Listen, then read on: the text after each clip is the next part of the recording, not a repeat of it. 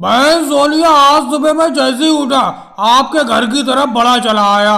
भाई दूज का दिन है, शुभ मुहूर्त पर तिलक करवाना बहुत जरूरी था और हर साल भाई दूज के दिन मैं आपके यहाँ पे आता ही आता हूँ। लालू जी एक बात बताओ, आप अकेले आते हो बहन सोनिया के यहाँ पर? बहन सोनिया जी के यहाँ पर मैं भी तो आया हूँ तिलक लगवाने के लिए। भाई दूज का दिन हो और मैं कहीं पे भी हूँ, बहन सोनिया जी के यहाँ ना आऊँ, ऐसा हो नहीं सकता। और बहन सोनिया जी आज आपने पकवान भी पत्तल में बहुत बहुत अच्छे रख दिए। अच्छा मोदी जी एक बात बताओ, मैंने क्या पकवान रख दिए?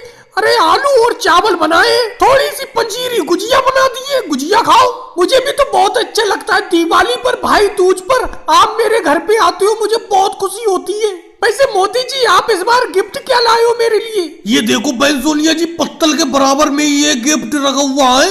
खाना खाने के बाद मैं तुम्हें ये गिफ्ट दूंगा, बहुत ही गजब का गिफ्ट है। लालू जी और अमित शाह जी तुम्हारे लिए कोई गिफ्ट नहीं लाए। मोदी जी अगर आप भी कोई गिफ्ट नहीं लाते मुझे कोई फर्क नहीं पड़ता, आप तीनों लोग भाई दूज पे आ जाया करो, यही मेरे लिए बहुत खुशी की बात है। राहुल केजरीवाल जी की मिठाई की दुकान से 1 किलो गुलाब जामुन और ले आना, खाने के बाद सबको 1-1 गुलाब जामुन दे दूंगी मैं। अरे मम्मी जी ये मीठी वाली गुजिया है तो ये गुजिया खा तो लेंगे सब लोग, गुलाब जामुन की क्या जरूरत है? इस खाने से ही पेट भरा जा रहा है, आपने खाना ही इतना अच्छा बनाया है, आलू और चावल, उसके बाद ये गुजिया भी है मीठी, तो गुलाब जामुन की क्या जरूरत है? नहीं राहुल, अगर खाने के बाद 1-1 गुलाब जामुन मिल जाता तो मजा ही आ जाता। भाई गुजिया का अपना अलग टेस्ट है और गुलाब जामुन का अपना अलग मजा है। अगर खाने के बाद 1 गुलाब जामुन मिल जाए तो मजा आ जाए। राहुल तू तो बेफालतू की बात करता है, मुझे तो पता है खाने के बाद मोदी जी को गुलाब जामुन बहुत पसंद है। जा लेके आ 1 किलो गुलाब जामुन केजरीवाल जी की दुकान से। जा तो रहा हूँ मम्मी जी, कम से कम खाना तो मुझे खा लेने दो, उसके बाद मैं चला जाऊंगा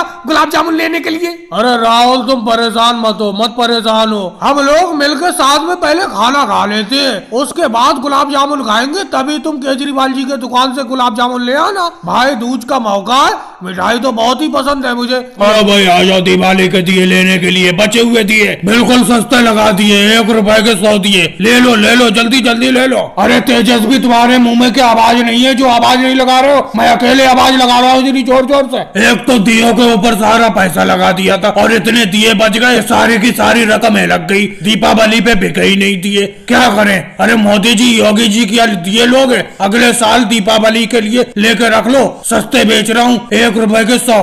बात लालू जी 1 रुपए के 100 दियो की नहीं है, बात दियो की क्वालिटी की है। इतनी घटिया क्वालिटी के दिए रखते हो तुम कि मैं दिवाली पे ले गया, सारा का सारा तेल और घी नीचे से निकल गया इनके। मुझे तुम्हारे दिए बिल्कुल भी पसंद नहीं आए, अगर तुम 50 पैसे के भी 100 दोगे तो भी नहीं लूंगा मैं तुमसे जो दिवाली पे ले गया था वही सब रखे पड़े और अगली दिवाली पे इन्हें जलाने की बात कर रहे हो, अगली दिवाली तक ये गल जाएंगे। और ये राबड़ी जी लैपटॉप पे क्या कर रही है, क्या कर रही है ये? अरे मोदी जी मम्मी जी लैपटॉप पे हिसाब जोड़ लेंगे कि इस दियों में कितना घाटा हुआ कितना फायदा हुआ, क्योंकि जीवन भर की जितनी भी जमा पूंजी थी हमने ये दिए के बिजनेस में लगा दिया था। हमने सोचा था दिवाली पे अच्छा बिजनेस चलेगा और बहुत फायदा होगा हमें, लेकिन उल्टा हो गया, दिए बिल्कुल बिके ही नहीं, सारे के सारे दिए बच गए।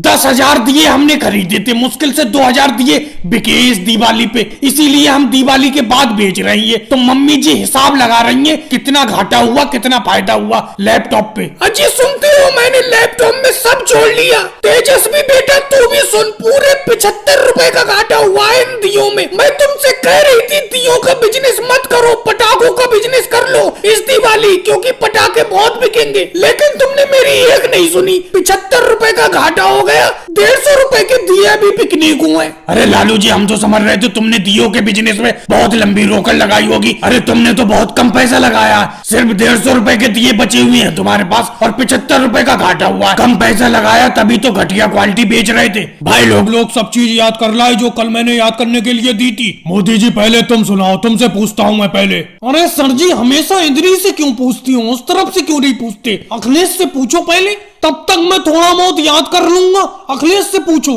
अरे टीचर मैं हूँ कि तुम लोग हो, मैं जिधर से पहले पूछूं? मोदी जी तुम पहले बताओ, लाल किला कौन सी जगह स्थित है बताओ।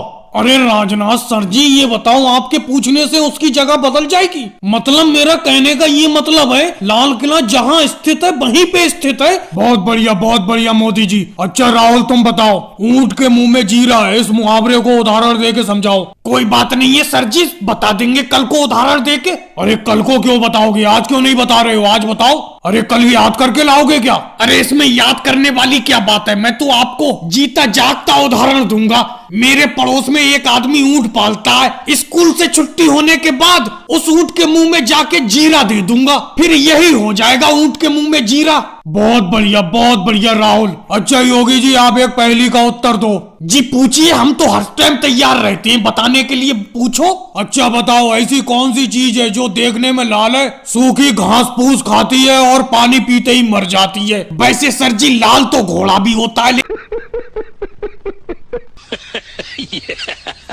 लेकिन वो पानी पी के मरता थोड़ी है, घास फूस भी खाता है। कौन सी चीज है आपको खुद पता नहीं है तभी तो मुझसे पूछ रहे हो? अरे मुझे तो पता है, उस चीज का नाम आग है। तो मैं भी तो आग ही बताने वाला था, उससे पहले आप बोल पड़े। चलो बहुत बढ़िया योगी जी, तुम्हें पता था, इसका मतलब आग है। अरे लालू जी आप बताओ, ठोकर खाना, इस मुहावरे का उदाहरण दे के समझाओ। अरे ये तो बहुत ही आसान उदाहरण है, चलो बाहर चलो रोड पे, अपने स्कूल के बाहर जो उबड़ खाबड़ रोड है उस पर। अरे वो रोड उबड़ खाबड़ है, उस रोड पे मुझे ठोकर लगती रहती है, जैसी मुझे ठोकर लगेगी उसी को कहते हैं ठोकर लगना। देखो सर जी, मुझसे कुछ पूछने से पहले मैं पहले ही बता देता हूँ, मुझे कुछ याद नहीं है, मैं कल को याद करके आऊंगा, कल मुझसे पूछना। ढील दो नहीं तो पतंग कट जाएगी, थोड़ी ढील दो। अरे ये ढील वाला माजा है, ढील दो। अरे कट गई पतंग। अरे कैसे उड़ाते हो मोदी जी, तुम्हें बिल्कुल भी उड़ाना नहीं आता है। ये अखिलेश ने अभी 3 पतंग काटी हैं दूसरों की, तुमने पहली बार उड़ाई, अपनी पतंग कटवा ली। पहले ये बताओ, इस पतंग के किन्ने किसने बांधे थे?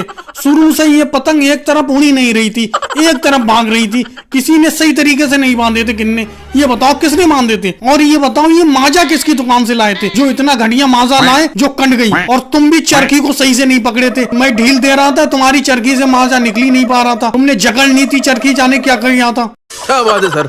अरे मोदी जी, ये तो लालू जी की दुकान का माजा था, अभी इस माजे से ही तो मैंने 3 पतंगे काटी, तुम्हारी पतंग कैसे कट गई? ये बताओ, तुम्हें उड़ाना नहीं आता, समझे? गजब बेइज्जती है। अरे कैसी बात करते हो अखिलेश, पिछली बार मैंने राहुल की पूरी 350 पतंगे काटी थी, पतंग उड़ाना नहीं आता, मुझसे कह रहे हो, समझे? अरे इस लालू ने ही कोई माजे में घोटाला किया होगा, नहीं तो मैं पतंग बहुत अच्छी उड़ाता हूँ, ये माजा